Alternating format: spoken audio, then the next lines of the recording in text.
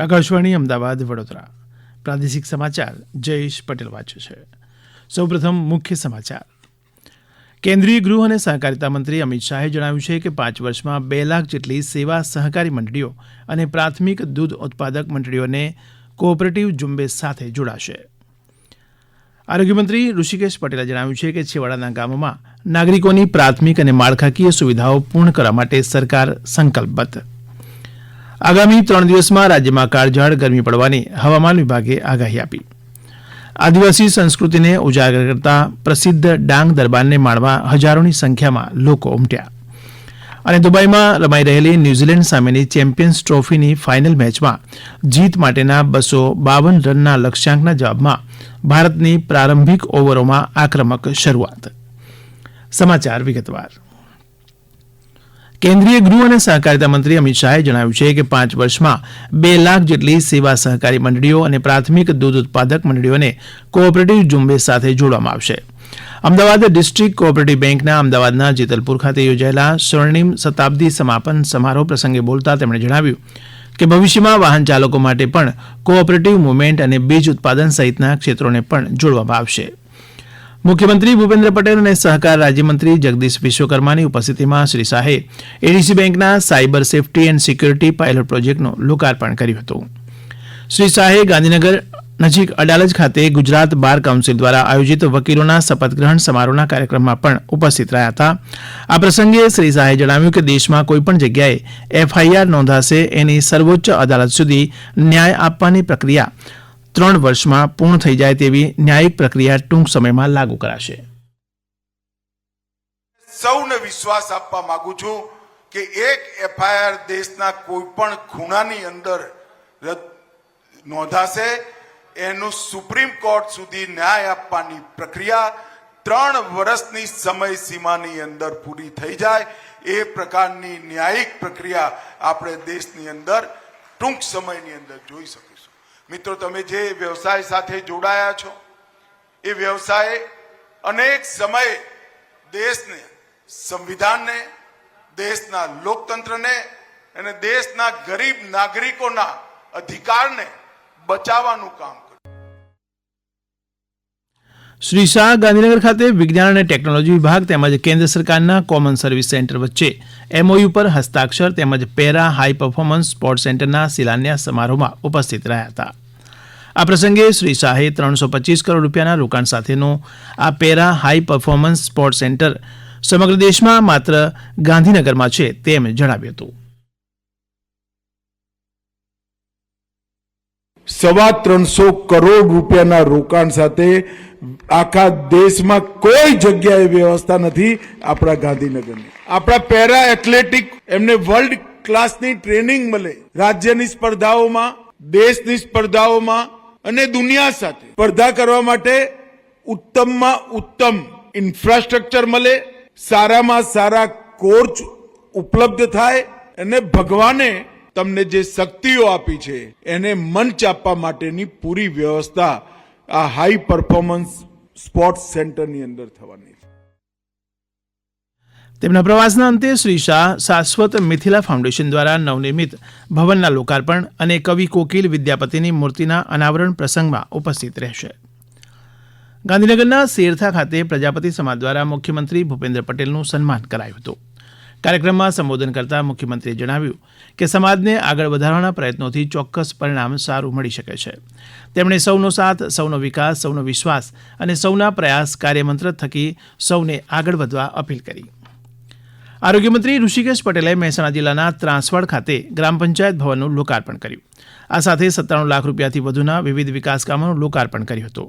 આ પ્રસંગે શ્રી પટેલે જણાવ્યું કે છેવાડાના ગામોમાં નાગરિકોની પ્રાથમિક અને માળખાકીય સુવિધાઓ પૂર્ણ કરવા માટે સરકાર સંકલ્પબદ્ધ છે. શ્રી પટેલે ઉમેર્યું કે મનરેગા યોજના અંતર્ગત ગ્રામ પંચાયતોનો વિકાસ થઈ રહ્યો છે, જેમાં ત્રાંસવાડ ગ્રામ પંચાયત સર્વપ્રથમ છે, જેનું લોકાર્પણ કરાયું છે. સમગ્ર દુનિયાની અંદર વડનગર એક દુનિયામાં નકશામાં એનું સ્થાન પામી ચૂક્યો છે. વિકાસ, શહેરનો વિકાસ તો થાય, પરંતુ ગામડાઓના વિકાસ ઉપર ગામે ગામ નાની મોટી સગવડો ગામડામાં મળી રહે એ પ્રકારની સુવિધા સાથે આ ચાલતી સરકાર છે. દરેક વખતે બજેટ ઉત્તરોત્તર આપણું વધતું રહ્યું છે અને આ વખતનું બજેટ પણ ગુજરાતની આશાઓ અપેક્ષાઓ સંતોષવા માટે બિલકુલ પૂરતું છે. આ સમાચાર આપ આકાશવાણીના અમદાવાદ વડોદરા કેન્દ્ર પરથી સાંભળી રહ્યા છો. આ સમાચાર આપ અમારી YouTube channel AIR news Gujarat પર પણ સાંભળી શકશો. વધુ સમાચાર માટે અમારી વેબસાઇટ newsonair.gov.in/gujarati અને અમારા એક્સ હેન્ડલ AIR_news_ABAD ને ફોલો કરશો. આગામી 3 થી 4 દિવસ દરમિયાન સૌરાષ્ટ્ર, કચ્છ અને ઉત્તર ગુજરાતની નજીકના વિસ્તાર તેમજ દક્ષિણ ગુજરાતના કેટલાક વિસ્તારમાં મહત્તમ તાપમાન 40 થી 42 ડિગ્રી સેલ્સિયસ જેટલું રહેવાની આગાહી હવામાન વિભાગે વ્યક્ત કરી છે, જેને કારણે રાજ્યમાં હીટવેવની શક્યતા પણ રહેલી છે. આદિવાસી ભાતીગળ સંસ્કૃતિને ઉજાગર કરતો ડાંગ દરબાર મેળાનો આજથી આરંભ થયો છે. ડાંગ જિલ્લા કલેક્ટર કચેરીના પટાંગણથી ડાંગના 5 રાજવીશ્રીઓનું સન્માન કરી બગીમાં બેસાડી નગર ભ્રમણ કરાવવામાં આવ્યું હતું. આ રથનું મંત્રી કુંવરજી હળપતિ, સાંસદ ધવલ પટેલ, ગુજરાત વિધાનસભાના નાયબ દંડક વિજય પટેલે લીલી ઝંડી આપી પ્રસ્થાન કરાવ્યું હતું. ડાંગ જિલ્લાના મુખ્ય મથક ખાતે આજથી 4 દિવસ સુધી ચાલનારા આ મેળામાં મોટી સંખ્યામાં લોકો પણ જોડાઈ રહ્યા છે. અમુક નયા અને નવતર પ્રયોગો પણ કર્યા છે, જેમ કે આની અંદર 40થી વધારે કૃતિઓ ગુજરાત અને દેશભરમાંથી પ્રદર્શન કરશે. આની સાથે સાથે આપણે 900થી વધારે સ્ટોલ બી ગોઠવ્યા છે. એની સાથે સાથે આપણે પાર્કિંગની આ વખતે થોડી વ્યવસ્થિત રીતની વ્યવસ્થા કરેલી છે, જેમાં 4 અલગ અલગ પાર્કિંગ સ્પોટ બી નક્કી કરવામાં આવેલા છે. એની સાથે સાથે જે સ્કૂલનું અત્યારે પરીક્ષાઓ ચાલી રહી છે બાળકોની, અને ધ્યાનમાં લઈને બી બધું આયોજન કરવામાં આવ્યું છે. પોરબંદરથી જ વધુ વિમાનોની અવરજવર થાય તે માટેના પ્રયાસો હાથ ધરાયા છે, જે અંતર્ગત 1 એપ્રિલથી પોરબંદરના એરપોર્ટ પરથી મુંબઈ માટે ફરીથી એક વખત વિમાની સેવા શરૂ થશે. એરપોર્ટને વિશાળ બનાવવાની કામગીરી શરૂ થશે, પરંતુ આ કામગીરી શરૂ થાય તે પહેલા પોરબંદરથી મુંબઈની વિમાની સેવા ઉપલબ્ધ થાય તે માટે ખાનગી એરલાઇન્સ દ્વારા નાનું પ્લેન 1 એપ્રિલથી પોરબંદર મુંબઈ વચ્ચે શરૂ થશે, તેમ પોરબંદરના ધારાસભ્ય અર્જુન મોઢવાડિયાએ જણાવ્યું હતું. ને હવે મુંબઈ જવા માટે જે રાજકોટ કે બીજી જગ્યાએ જવું પડતું હતું, હવે નહીં જવા પડે. અને પોરબંદરનું એરપોર્ટ છે એ જે 1300 મીટરમાંથી લંબાવીને 2600 મીટર કરવાનું છે, એના પછી તો અહીંયા મોટા પ્લેન પણ લેન્ડ કરી શકશે. એટલે આપણે અત્યારે હવાઈ સેવાઓ શરૂ થઈ શકતી નથી. એ દુબઈમાં રમાઈ રહેલી ભારત અને ન્યૂઝીલેન્ડ વચ્ચેની ચેમ્પિયન્સ ટ્રોફીની ફાઇનલ મેચમાં ભારતે આક્રમક શરૂઆત કરી હતી. ભારતને મળેલા જીત માટેના 252 રનના લક્ષ્યાંકના જવાબમાં છેલ્લા અહેવાલ મુજબ 0 વિકેટે 10 ઓવરમાં 64 રન કર્યા હતા. કેપ્ટન રોહિત શર્મા અને શુભમન ગિલના ઓપનિંગ જોડીએ આક્રમક શરૂઆત કરીને અડધી સદીની ભાગીદારી નોંધાવી હતી. અગાઉ ટોસ જીતીને ન્યૂઝીલેન્ડે બેટિંગ પસંદ કર્યું હતું, જોકે ભારતીય સ્પિનરોએ ન્યૂઝીલેન્ડના બેટ્સમેનોને રન કરવા દીધા ન હતા અને ટોચના બેટ્સમેનોને પેવેલિયન ભેગા કરી દીધા હતા. જોકે મિશેલ અને બ્રેસવેલે રમેલી અડધી સદીની રમતને કારણે ન્યૂઝીલેન્ડની ટીમે 7 વિકેટે 251 રન કર્યા હતા. ભારત તરફથી વરુણ ચક્રવર્તી અને કુલદીપ યાદવે 2-2, જ્યારે જાડેજા અને શમીએ 1-1 વિકેટો ઝડપી હતી. ગુજરાત રાજ્યના 3જા નંબરના કડાણા ડેમના નિર્માણને 48 વર્ષ પૂર્ણ થયા બાદ હવે પ્રથમવાર તેના દરવાજા બદલવાની કામગીરી હાથ ધરાઈ છે. સિંચાઈ વિભાગ દ્વારા કુલ 27 દરવાજા બદલવા માટે મંજૂરી માંગવામાં આવી, જેમાં હાલ 9 ગેટ બદલવા માટે પરવાનગી આપવામાં આવી છે, જે 3 વર્ષમાં બદલવામાં આવશે. સિંચાઈ વિભાગ દ્વારા પ્રથમ તબક્કામાં પહેલા વર્ષમાં 2 ગેટ બદલવામાં આવશે, ત્યારબાદ બીજા 2 વર્ષમાં બાકી રહેલા અન્ય ગેટ બદલાશે.